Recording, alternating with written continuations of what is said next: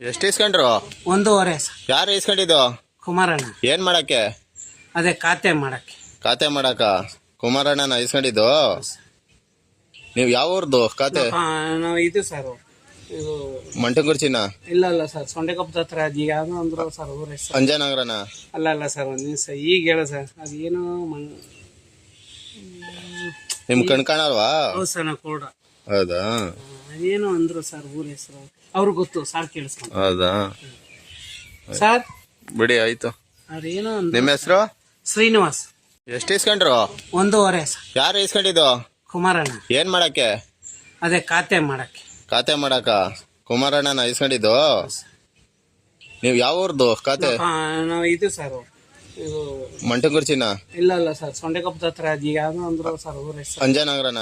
ಅಲ್ಲ ಸರ್, ಒಂದ್ ನಿಮಿಷ ಈಗ ಹೇಳ ಸರ್. ಅದೇನು ನಿಮ್ ಕಣ್ಕಾಣಲ್ವಾ? ಹೌದು ಸರ್, ನಾವು ಕೂಡ. ಹೌದಾ? ಅದೇನು ಅಂದ್ರು ಸರ್ ಊರ ಹೆಸರು, ಅವ್ರಿಗೆ ಗೊತ್ತು ಸರ್, ಕೇಳಿಸ್ಕೊಂಡು. ಹೌದಾ?